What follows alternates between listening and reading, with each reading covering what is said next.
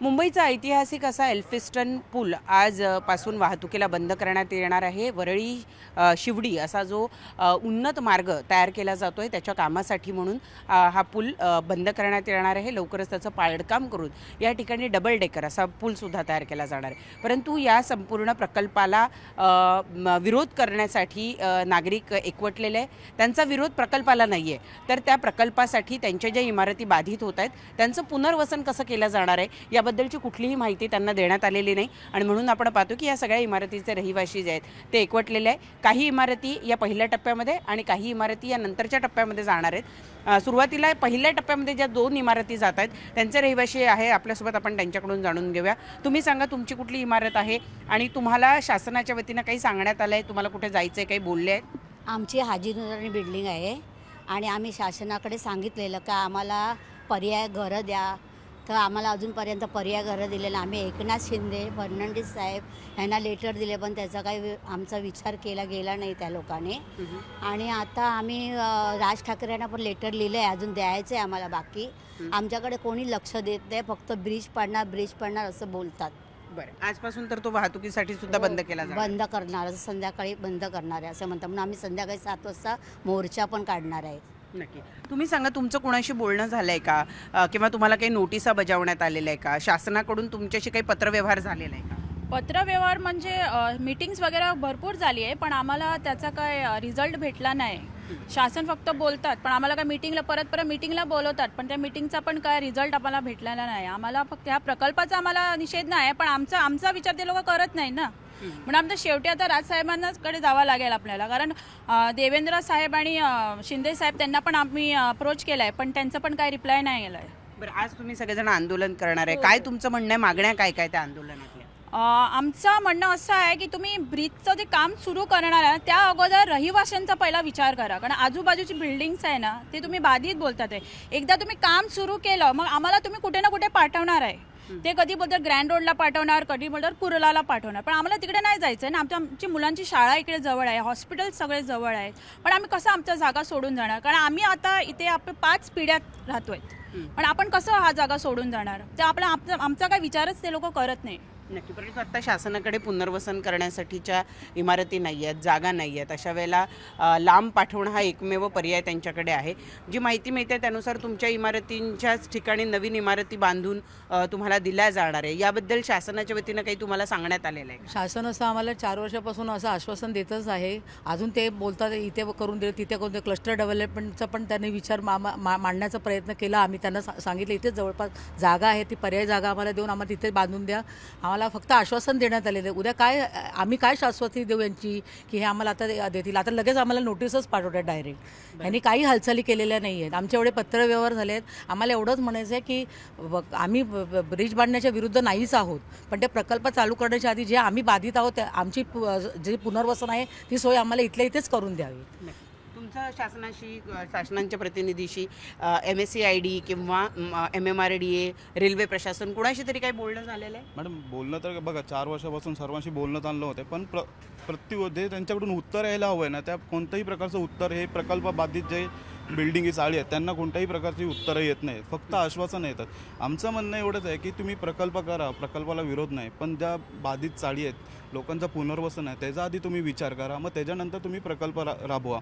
एखादा जर प्रकल्प राबवत असताना तुम्ही आजूबाजूच्या चाळी बाधित होणार आहे ह्याचा विचार नव्हता का? तुम्ही तो विचार आधी करायला हवा होता, मग तुम्ही हा प्रोजेक्ट करायला हवा होता। कारण जर एल्फिस्टनवरून परळला जाण्यासाठी जर बघितलं गेलं तर हा एकमेव ब्रिज आहे।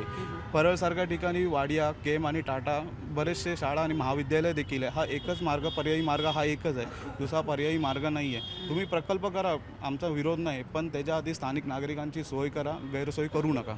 नक्की। ग्रँट रोड किंवा इथं ज्या 2 जागा म्हणतात कुर्ला किंवा ग्रँट रोड, तिथं तात्पुरतं तुमचं पुनर्वसन करतो म्हणतायत, तिथे तुम्ही जायला तयार आहे का? मॅडम, पहिली एक गोष्ट म्हणजे लक्षात ठेवा, हे मंत्री संत्री आहेत ना, हे ॲक्च्युली आमची दिशाभूल करतायत।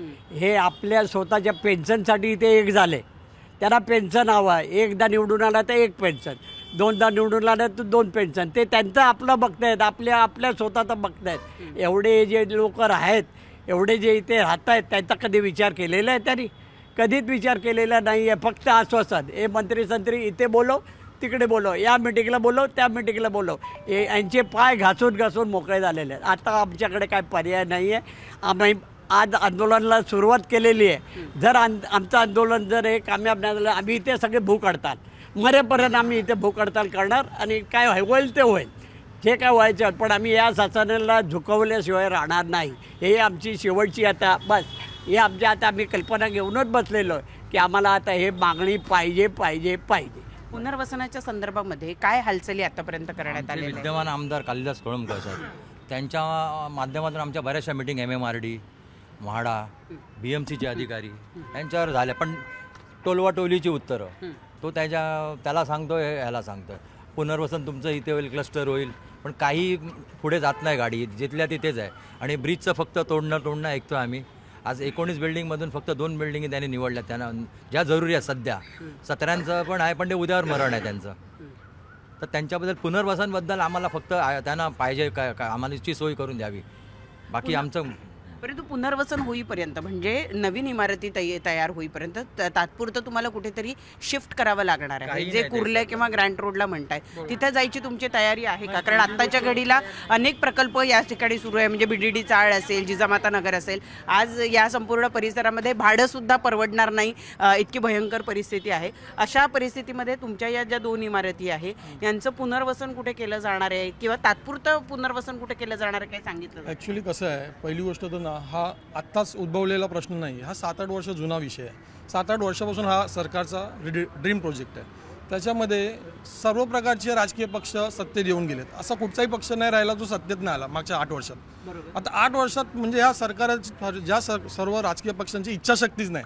इथल्या जे स्थानिक आहेत त्यांना न्याय मिळवून देण्याचा. आमच्या अशा काय वेगळ्या मागण्या आहेत? इथे घरं आहेत आमची, इथे आम्हाला आमच्याच विभागात जो काय शासनाचा नियम असेल 1 किलोमीटरच्या रेंजमध्ये तिथे आम्हाला घरं बांधून द्यावी. हा बेसिक आमची मागणी आहे. आम्ही काही जगा वेगळं काय मागत नाही. आम्हाला काय 1000 स्क्वेअर फीट आणि 1500 स्क्वेअर फीट तर मागत नाही. जे प्रशासनाच्या नियमामध्ये जे बसतात ती घरं आम्हाला इथेच आहे त्या ठिकाणी बनवून मिळावीत, ही आमची बेसिक मागणी आहे. आणि हा जो ब्रिज आहे एल्फिस्टन ब्रिज, हा साधारण ब्रिज नाही. ह्याला 2 खासदार लागतात, 2 आमदार लागतात. मग सरकारची काय इच्छाशक्ती नाही इथे न्याय मिळवून देण्याची? आणि जे लोकप्रतिनिधी आहेत त्यांची पण जबाबदारी आहे. 7-8 वर्षामध्ये तुम्ही जर न्याय मिळवून देऊ शकत नसतं तर हे फेल्युअर आहे पूर्णपणे. हे प्रशासनाचं पण फेल्युअर आहे, लोकप्रतिनिधींचं पण फेल्युअर आहे. आमच्या स्थानिक लोकांचा कमीत कमी नाही म्हणाल तरी 500 लोकांच्या राहण्याचा विषय हा. 500 स्थानिक लोकांची किंमत काय आहे आजच्या तारखेला? 7-8 वर्षामध्ये जर तुम्ही निकाल लावून देऊ शकत नसाल म्हणजे तुम्हाला आमच्या 500 लोकांची काही किंमतच नाही आहे, असं झालं याचा अर्थ सरळ. नक्की. तुमचं काय म्हणणं आहे? आता तुम्ही वयोवृद्ध झालेला आहात, तुमची तरुण पिढी या ठिकाणी राहत असेल, तुमच्या पिढ्यानुपिढ्या म्हणजे हा जो पूल आता आजपासून वाहतुकीला बंद होत आहे, तुम्ही अगदी लहान असाल तेव्हासुद्धा या पुलावरून तुम्ही ये जा केलेली असेल. आता हा पूल तोडणार आहे पण त्या पुलाबरोबर तुमची घरंसुद्धा बाधित होणार आहे. मॅडम, आता ह्या मॅडमनी सांगितल्याप्रमाणे सरकारी आस्थापनांबरोबर जवळजवळ 25-30 मिटिंगा झाल्या आमच्या लोकांच्या. आउटकम काहीच नाही आहे, काहीच नाही आउटकम आलेलं. फक्त आश्वासनं दिली जात आहेत. 3-3, 4-4 पार्किंग सेंटर इथे बांधलेले आहेत. बघा जवळच सगळे पार्किंग सेंटर. तिथे का नाही तुम्ही ह्या लोकांना, तुम्हाला माहीत होतं ना आता हे काय होणार आहे, ब्रिज पाडायचं आहे, नवीन ब्रिज बांधायचं आहे, मग त्या लोकांचं तुम्ही तिथे का नाही पुनर्वसन केलं? आमचा हा एकच प्रश्न आहे की पुनर्वसन आम्हाला आमच्या विभागात पाहिजे. हे बघा डेव्हलपमेंट होते त्याचबद्दल परिवर्तन हा सृष्टीचा नियम आहे आणि व्हायला पाहिजे. स्ट्रक्चर डेव्हलप व्हायला पाहिजे. पण तुम्ही स्थानिक लोकांना पण विचारात घ्या ना. तुम्ही रहदारी कशी वळवणार, कुठे फिरवणार, बाहेरच्या लोकांना विश्वासात त्यांच्याकडे बघून केलं. पण स्थानिक लोकांचं काय? त्यांनी कसं जायचं, कुठून जायचं, काय नाही, तुम्ही इथे येऊन बघा ना. या लोकांना तुम्ही विचारा ना तुमचे काय प्रॉब्लेम आहेत. त्याला म्हणजे वे आउट असतो, प्रत्येक गोष्टीला हे निराकरण असतं, पण तुम्ही येऊन विश्वासात घ्या ना लोकांना. आमचं तेच म्हणणं आहे. बघा डेव्हलपमेंटला आम्हाला कोणाचाच विरोध नाही. ते जेवढे उभे आहेत तेवढा कोणाचाच डेव्हलपमेंटला विरोध नाही. पण तुम्ही स्थानिक लोकांना जे इथे राहतात त्यांना तुम्ही प्रथम विचारात घ्या आणि नंतर मग तुम्हाला काय करायचं आहे. तुम्ही लगेच आता आज संध्याकाळपासून बंद करणार, उद्या संध्याकाळपासून, याला काय अर्थ नाही ना. आज संध्याकाळपासून समजा जर हा ब्रिज बंद झाला, तुम्ही आता आंदोलनाचं पवित्रा घेताय, आजपासून आंदोलन सुरू करणार आहे. आज आंदोलन 1 दिवसीय आंदोलन असणार आहे, परंतु तरीही तुमच्या जर शंकांचं निरसन झालं नाही तर पुढे तुम्ही हे आंदोलन कशा पद्धतीने सुरू ठेवणार आहात?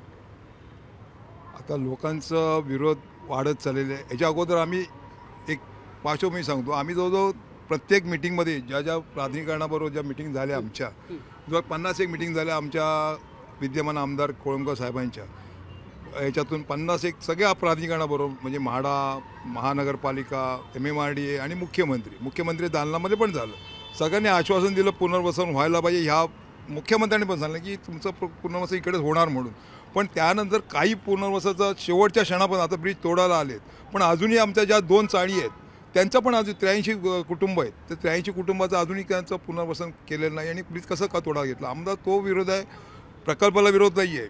पण तुम्ही जर आमचं पुनर्वसनचा प्रश्न सोडत नसेल आणि ब्रिज तोडा घेतला तर आमचा विरोध होईल आणि त्यासाठी आम्हाला आंदोलन करावं घेतले. दुसरं म्हणजे ज्या आम्ही या हरकती घेतल्या होत्या, रस्ता बंद झाल्यानंतर तिकडे जा, कारण पूर्व पश्चिम जाणं हे महत्त्वाचं आहे. कारण त्याकडे हॉस्पिटल सांगितलं जातं आमच्या आणि त्यासाठी आम्ही त्यांना सांगितलं की तो एक ब्रिज आहे तो पण अर्धवट केला. म्हणजे तुमचं नियोजन ढिसाळलं आहे की तुम्हाला माहिती आहे की हा ब्रिज आता बंद होणार आहे. मग तुम्ही रेल्वेचा जो ब्रिज हे घेतलं आहे हातामध्ये बांधायचं तो पण अर्धवट ठेवला. आता इकडं सांगितलं आम्हाला विदाऊट तिकिटिंग जा परळला जाण्यासाठी. तर तिथे एवढा मोठा ब्रिज, एवढा मोठा उंच आहे की तिथे सामान्य माणसाला दम लागतो. तिथे तुम्ही एस्केलेटर आणि लिफ्टची व्यवस्था करा. ते आत्ता लिफ्टची व्यवस्था ती पण अर्धवट आहे. आणि त्या बाजूला अमृत भारतच्या प्रकल्पामध्ये तुम्हाला कोट्यांनी पैसे मिळाले, ते फक्त सुशोभीकरण केलं, तिथं पण एक्सेलेटर लावलं. म्हणजे तुम्ही जनतेच्या सुविधाचा विचारच करत नाही आहे. तुम्ही फक्त हे पण ब्रिज तुम्ही सुशोभीकरण ठीक आहे, काही तुम्ही प्रेस्टिजचं ब्रिज आहे. पण त्याबरोबर जे लोक बाधित होणार आहे त्यांचं तुम्हाला 8 वर्ष तुमच्या हातामध्ये होती, तुमच्या जागा पण होत्या. तुम्ही जागा पण असं म्हणू शकत नाही. ज्या मिलच्या 1/3 जागा मिळाल्या त्याच्यामध्ये पार्किंग झोन बांधले, एवढं पार्किंग झोन बांधले, खरी गरज असेल की ना माहीत नाही. पण त्याच्यामध्ये एका पार्किंग झोनमध्ये आम्ही 400-500 कुटुंब सहज राहिलो असं नाही. आम्ही आमच्याच वेळेत आणि तुम्हाला अगोदर माहिती पण होतं की होणार जाणार आहे. मग त्याची तुम्ही तरतूद का नाही केली हा आमचा प्रश्न आहे आणि म्हणूनच आमचा विरोध आहे त्यासाठी. खरं तर 4 वर्ष झाले या पुलाचं बांधकाम सुरू व्हायला. म्हणजे वरळीपासून हा पूल जिथं सुरू होतो त्या ठिकाणी बरंचसं बांधकाम झालेलं आहे. कामगार नगरमध्ये त्याचं बरंचसं बांधकाम झालेलं आहे. हा जो एल्फिस्टनचा पूल आहे हा बॉटलनेक होणार आहे किंवा ही अडचणीची जागा होणार आहे हे प्रकल्प सुरू होताना सुद्धा माहिती होतं. जसं हे सांगितलं जातं की 8 वर्ष झाले यावर चर्चा. म्हणजे अगदी त्या प्रकल्पाची सुरुवातसुद्धा झालेली नव्हती, त्याचा एक पिलरसुद्धा टाकला गेलेला नव्हता. तेव्हापासून या संपूर्ण मुद्द्यावर चर्चा होते आहे. परंतु आजपर्यंत म्हणजे आज जेव्हा हा पूल बंद होतोय तोपर्यंत सुद्धा यावर तोडगा निघालेला नाही. आणि जर शासन दरबारी याचा तोडगा निघाला असेल तर त्याची माहिती बाधितांना का देण्यात आलेली नाही असा प्रश्न या नागरिकांच्या वतीनं उपस्थित होतोय. आणि त्यामुळंच आज शासनाचा निषेध करण्यासाठी म्हणून या ठिकाणी आंदोलन करण्याची भूमिका या सगळ्या रहिवाशांनी घेतलेली आहे. व्हिडिओ जर्नलिस्ट संदीप पवारसह प्रणाली कापसे, न्यूज 18 लोकमत, मुंबई.